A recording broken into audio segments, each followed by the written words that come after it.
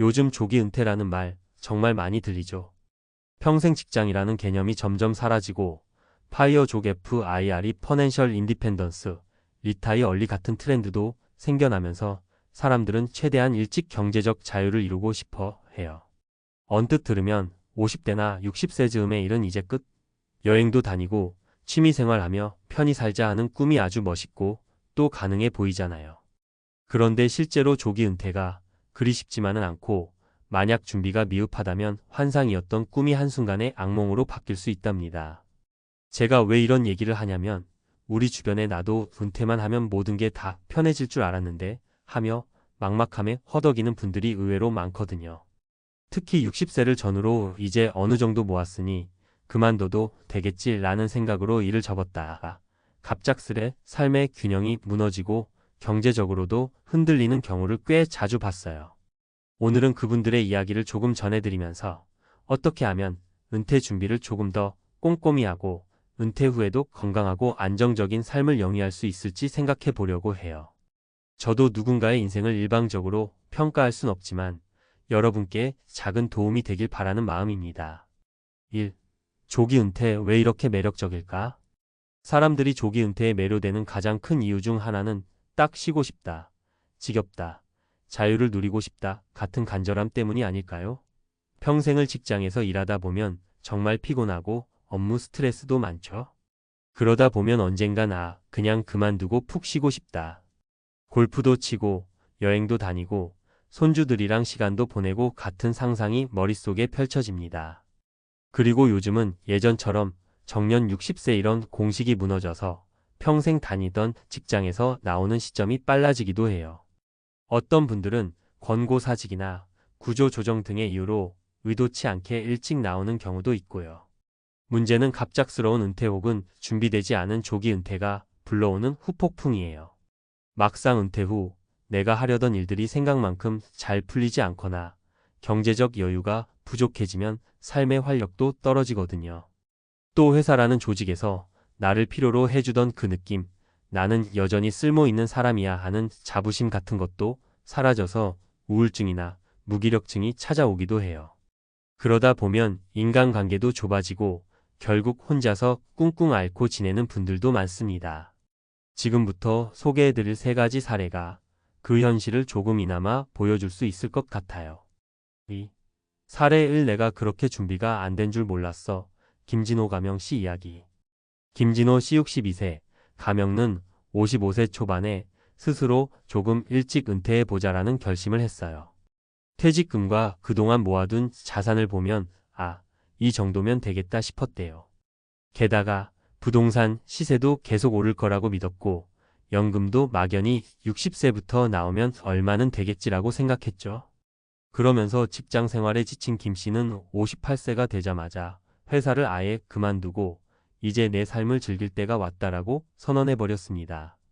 퇴직 후 처음 12년간은 꽤 괜찮았다고 해요. 쉬고 싶었던 만큼 충분히 쉬고 간단한 취미 활동도 하고 아내와 여행도 다녔죠. 그런데 어느 순간부터 통장 잔고가 생각보다 빠르게 줄어드는 걸 느낀 거예요. 그리고 예상했던 부동산 시세 상승이 주춤하면서 자산이 불어날 기미도 보이지 않았죠. 결정적으로 건강에 문제가 생기자 병원비와 약값이 갑자기 늘어났습니다. 김진호 씨가 가장 힘들었던 건 아직 먹고 살아야 할 날이 많은데 다시 일자리를 구하기엔 늦었고 모아둔 돈도 생각보다 못 버틴다라는 두려움이었어요. 결국 그는 자동차를 팔고 아파트를 팔고 작은 오피스텔로 이사해야 했습니다. 심리적으로도 큰 충격을 받았고요. 이 사례에서 우리가 배울 수 있는 점은 은퇴 준비를 할 때 가장 중요한 건 미래 지출을 꼼꼼히 계산하고 비상 상황까지 대비하자는 겁니다. 단순히 얼마 모았으니 괜찮겠지가 아니라 의료비부터 생활비, 자녀 지원, 예기치 못한 사고에 대비한 비상금 등 세세하게 따져봐야 후회하지 않을 수 있어요. 3. 사례 이 은퇴 후가 이렇게 심심할 줄이야. 박영숙 가명 씨 이야기. 박영숙 씨 61세, 가명는 은퇴 전에 일만 하면 되지 뭐가 고민이야 하고 살았던 전형적인 워커홀릭이었어요. 그래서 직장에서는 꽤 인정받는 커리어 우먼이었는데 정작 은퇴 준비에 대해서는 깊이 생각해 볼 기회가 없었죠. 퇴직할 때쯤이 돼서야 지금까지 고생했으니 이제부터 누릴 거야 라는 생각으로 일을 그만뒀는데 막상 집에서 쉬고 있으니 너무 지루하더랍니다. 처음에는 늦잠도 자고 좋아하는 요리도 해보고 친구들도 만나고 다녔지만 그게 길어지니까 허무함이 밀려왔대요. 내가 지금까지 뭘 위해 이렇게 살아왔지? 왜 뭘 하고 싶은지도 잘 모르겠지? 이래서 인정받던 것과 달리 집에선 딱히 나를 특별히 필요로 하지 않는 것 같아 의욕이 뚝 떨어지더라는 거예요. 나는 사람들하고 일로 얽혀야 재미를 느끼는 사람이었구나 하는 걸 이제 깨달았는데 이미 직장은 그만둔 지 오래고 무작정 재취업을 하려니 나이는 많고 경력은 살리지 못하겠고 이도 저도 애매해진 거죠. 결국 박영숙 씨는 우울감을 떨쳐내기 위해 가까운 복지관에서 자원봉사를 시작했습니다. 처음에는 마지못해라는 마음으로 나갔는데 막상 가보니 다른 봉사자들과도 금방 친해지고 본인이 해왔던 일문서 작성, 간단한 상담 등을 살려서 도움이 될 수 있는 분야가 있다 보니 기분이 좋아졌다고 해요. 지금은 봉사활동이 그녀의 또 다른 직업이 되어 삶에 활력을 주고 있답니다. 이 사례를 통해 느끼는 점은 은퇴 후에도 내가 할 수 있는 일 혹은 즐길 수 있는 일을 찾는 게 정말 중요하다는 겁니다. 단순히 일에서 탈출하자. 가 은퇴의 전부가 아니고 내가 어떤 식으로든 몸과 마음을 움직이며 사람들과 교류할 수 있는 장을 마련해야 한다는 거예요. 4. 사례 3 은퇴, 기다려줄 사람이 없더라. 이성민 가명 씨 이야기. 이성민 씨 63세, 가명는 직장 동료들과 술자리도 자주 갔고 여기저기 인맥이 꽤 넓었대요. 그래서 나이 들면 사업 한번 해볼까? 라는 생각을 늘 하고 있었죠. 그리고 실제로 퇴직 이후에 지인들과 작게 사업을 시작했어요. 그런데 뜻대로 잘 안 풀리면서 오히려 큰 손실을 입게 됐죠. 그제야 내가 회사에서 함께 술 마시며 깔깔댔던 사람들이 정말 내 사업의 든든한 파트너일 거라는 착각을 했구나 하고 깨달았답니다. 은퇴 후에는 되려 사람을 만나기가 쉽지 않았다고 해요. 예전처럼 점심때마다 정해진 멤버가 모이는 것도 아니고 일적으로 얽힐 일도 없으니 전화 한 통 하는 것도 어색해진 거죠. 가끔 모이더라도 일 안 하니까 편하겠네, 좋겠다라며 겉돌기 일수. 이 씨는 회사라는 조직 틀에서 함께 어울리던 인간관계와 개인으로서 맺어야 하는 인간관계는 완전히 다르더라고 하소연했어요. 하지만 이성민 씨는 다행히도 혼자만의 노력을 멈추지 않았고 다시 배움을 시작했습니다. 평소 관심 있던 분야 IT 활용, SNS 마케팅 같은 강의도 듣고 지역 상인의 모임도 나가면서 새로운 사람들을 만났죠. 거기서 젊은 사람들과 교류도 하면서 조금씩 퇴직 이후에 새로운 인간관계를 구축해 나가고 있답니다. 이 사례에서 알 수 있는 건 은퇴 이후 인간관계가 과거 직장과 똑같을 거라 기대하지 말고 적극적으로 새로운 네트워크를 만들어야 한다는 거예요. 사람은 결국 혼자 살 수 없는 존재잖아요. 회사라는 배경이 사라지면 개인으로서 다른 사람들과 이어질 수 있는 길을 찾아야 합니다. 5. 은퇴 전 지금부터 꼭 준비하자. 자, 그렇다면 은퇴 전에 어떤 걸 준비해야 할까요?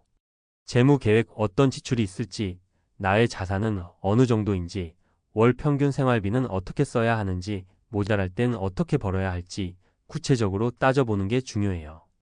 예상치 못한 의료비나 긴급 상황, 자녀 지원 등이 발생할 수 있으니 이런 부분까지도 꼼꼼하게 계획에 넣는 게 좋아요.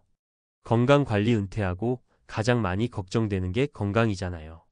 아무리 돈이 있어도 몸이 아프면 제대로 누리지 못해요.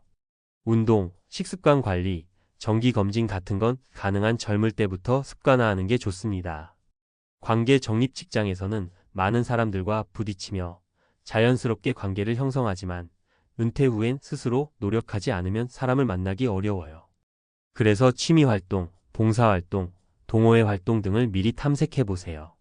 또 가족들과 함께 보낼 수 있는 시간을 어떻게 질적으로 늘릴지 고민해보면 좋겠죠. 새로운 도전, 일을 그만두는 건 그냥 직장이 없어진다는 의미가 아니라 내 삶에 새로운 가능성이 생긴다는 거예요. 노년이라도 내가 할 수 있는 일, 배우고 싶은 분야, 재능 기부나 사회 공헌 활동 등 새로운 문을 열어볼 준비를 하는 게 좋습니다. 6. 은퇴 후에도 삶은 계속된다. 우리가 조기 은퇴 인생의 낙원 도착이라고 단순화해서 생각하면 실제 현실은 생각보다 훨씬 복잡할 수 있어요.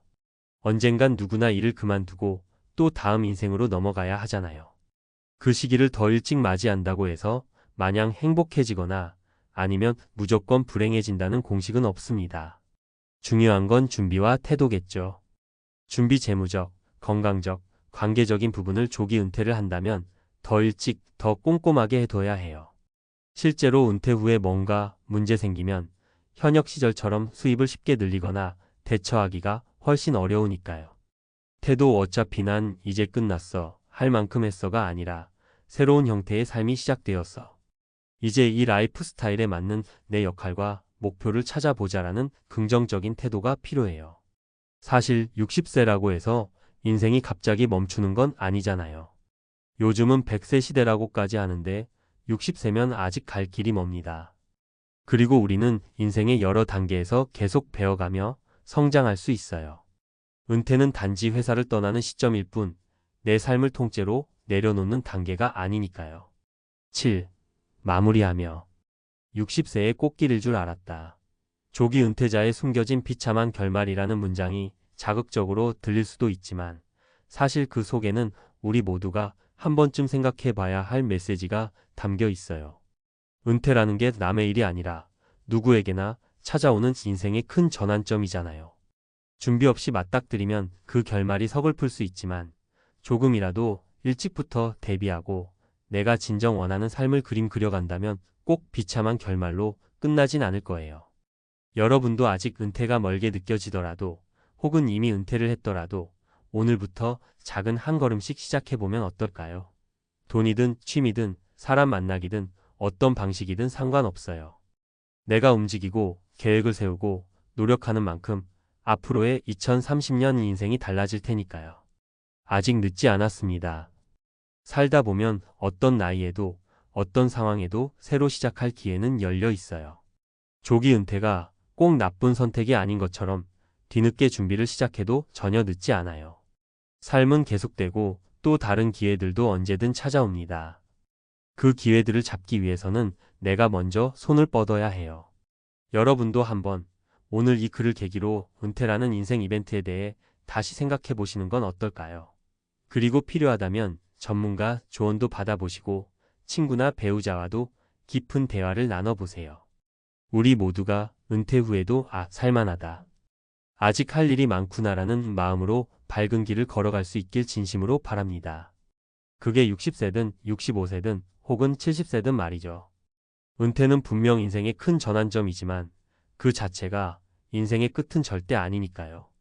여러분 모두 새로운 장의 주인공이 되시길 응원합니다.